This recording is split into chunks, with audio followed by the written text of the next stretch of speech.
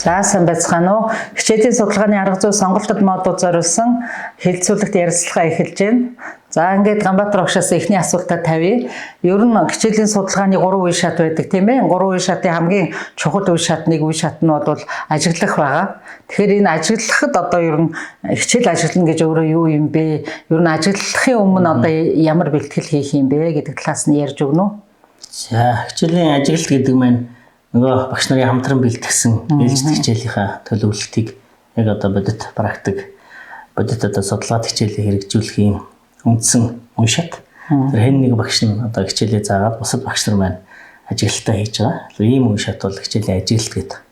Тэр энэ ажиглалт хийхин өмнө болон одоо дараа нь ажиглалтын үед анхаарах зүйлүүд гэж маш чухал зүйлүүд байна. Тэр ажиглалтын өмнө үл юуг анхаарах хэрэгтэй вэ? Яг одоо нөгөө үндсэн хүүхдүүдэд оруулж ирэхээс өмнө судалгаад хичээлийнхаа талаар тэнд хамтран төлөвлөгөө хүмүүс ажиглалтанд орж ирвэл тийм. Тэр судалгаад хичээлийнхаа онцлог энэ хичээлээс бид өнөөдөр юуг нь одоо илүү төлхөө онцолж харах уу, хэрэглэгдэх үү юм уу, арга зүй юм уу тийм. Яг тэр дуршиж байгаа тэр одоо судалгаатай хийж байгаа тэр хэсгээ онцолж тайлбарлаж өгвөл хүмүүс одоо ажиглалт нь илүү бодтой зөв чиглэж өгдөг. Зүйтэй. Бас тэр ажиглалтын хуудастай байх юм бол ажиглалтын хуудасаа яаж тэмдэглэх үү? Эсвэл одоо яах вэ гэсэн энэ юмнуудыг бас тайлбарлах байх тийм ээ. За дараагийн асуулт бол яг одоо ингээд хичээл ажиглан гэдэг ингэхээр биднэрт бол нэг амархан юм шиг санагдаад байдаг тийм ээ. Гэтэл яг цаг дээр бол хичээл ажиглана гэдэг нь бас амаргүй тийм эвдөө ухаан шаардсан юм ажил байдаг л да. Тэгэхээр одоо ажиглагч нар маань одоо яг хичээлээ ажиглаж явах үед юуг анхаарах шаардлагатай болох вэ?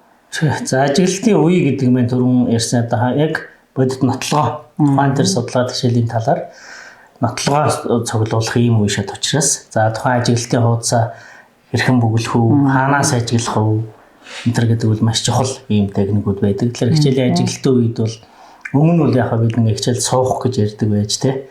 Зөвхөн хойноос ангийн артлаас ажигладаг бай.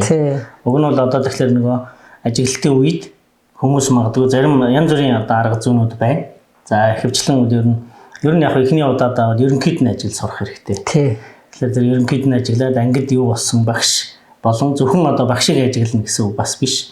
Тэр сурагчдыг бас их сайн анхааралтай ажиглаж хэн одоо юу хийж ийн, хэнд одоо тэр багшийн тайлбарлаж байгаа тайлбар асууж байгаа асуулт яаж хүрж ийн гэдгийг бас их онцолж ажиглаж. Гэхдээ ажиглана гэдэг нь зөвхөн тэрийг ингэж хараад байна гэсэн үг биш. Заавал одоо тэмдэглэл хөтлөх.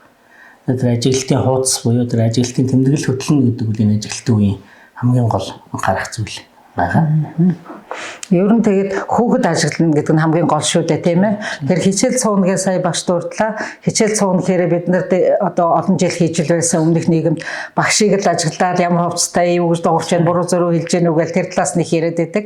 А гэтэл хичээлийн судалгааны гол юм яг багшийн төлөвлөсөн тэр үйл ажиллагаа үлүүд ангид ингээд яг хүүхдтэр яаж хурж гэн хүүхдтэр ямар илэрж гэн гэдгийг ажиглах шүү дээ тийм ээ. Тэгэхээр хүүхдийн тэр үлийг одоо шир Япон багш нар биднэрт хэлдэг штэ тайган ба юу гэхээр энэ шивнээ яриг хүртэл одоо ингээд сонсоход бол маш их хичээл сайжруулах хичээлийнхээ одоо муу талыг сайн талыг хардаг гэж. За дараагийн асуулт одоо тэгээд багш нар маань ингээд ажиглаж байна гэж бодоход ерөнхий бүхэлдээ хичээл ажиллах үед манай багш нар дээр гардаг ерөн дутагдaltaй талууд юу байна? Тэгэхээр гол одоо багш нарын маань алдаа гаргаад байдаг зүйлүүд ер нь ингээд ебэсүүдээр очиод хичээл судлаад хичээлийн ажиглалтуудад ингээд харахлаа манай багш нар маань бүгд одоо ардталт хичээлийн ардталт суудаг. Хуучин хичээл суух гэдэг энэ хандлага маань бас хэвээрээ байгаад байдаг. Тэгэхээр тэнд аль болох ингээд босод зогсоод ажиглах.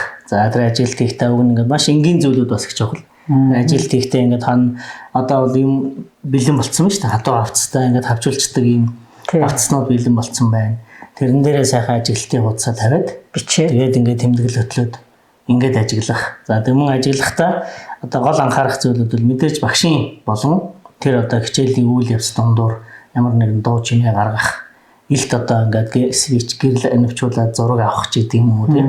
За эсвэл хүүхдүүдийн хийж байгаа юм дээр очиж дундуур нь зааж тайлбарлах, төхөөлж өгөх ч гэдэг юм уу. Иймэрхүү алдаануудаас мэрсэр гаргаад байдаг.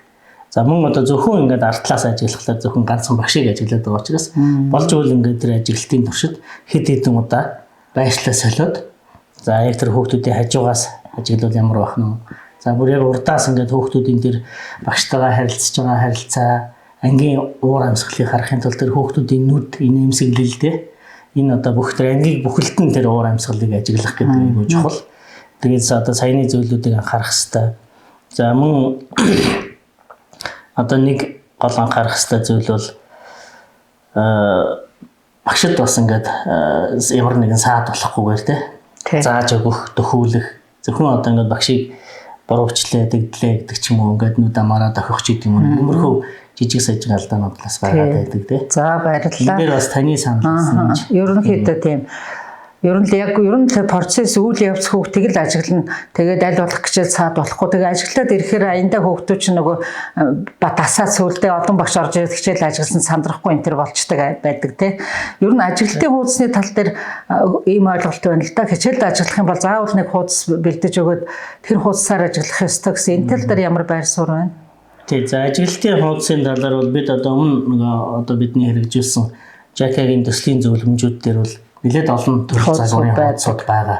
Тэгэхээр тэр хуудсууд ингээд зөвлөмждөр байхлаар багш нар маань заавал тэрийг барих хэрэгтэй юм шиг ийм ойлголт бас төрчөөд байдаг. Тэгэхээр ингээд багш нар маань тэр хичээлийг ажиглангаа нөгөө хуудсан дээрээ бас ингээд үнэлгээ тавих, чеклист хийх ингээд хэд хэдэн үүрэг ингээд давхар ороод ирэхээр анх удаа ажиглаж байгаа хүнд бол тэр бас нэлээд одоо төвөгтэй болоод эхэлдэг. Тийм учраас ерөн зөвөр хамгийн ихний ажиглалтын хуудас бол багшийн үйл ажиллагаа, сурагчийн үйл ажиллагааг хугацаатай тэмдэглэсэн ерөнхий одоо ажиглалтын хуудас. Чөлөөт ажиглалт маяг юм тийм ээ. Тэмдэглэл хөтлөх хуудас гэж байдаг тийм. Тэрийг ашиглажул их сайн.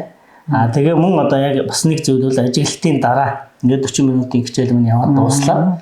Ажиглалтын дараа хилцүүлгийн өмнөх энэ хугацааг бас их зөв ашиглах хэрэгтэй.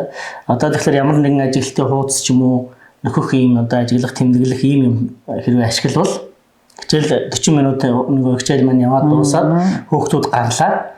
Тэрний дараа харин яг хөөхлөөр сайхан 10 минут бүгдээрээ тус тустай чамайг сууж агаад яг одоо өөрийнхөө тэр хичээлийн талаар төрсэн сэтгэл халуун байгаа дээрээ нөгөө ажиглалтын хуудсан дээрээ жинхэнэ нөгөө нотлохоонуудаа сайхан тэмдэглээд авчих юм. Тэгээд хилцүүлэгт оролцсон гэсэн. Хилцүүлэгт оролцохлоор нөгөө хилцүүлэг маань илүү одоо бодиттой сайн болоод эхлэх байх гэж. За ингээд анхааран сонсон та бүхэндээ баярлалаа. За баярлалаа.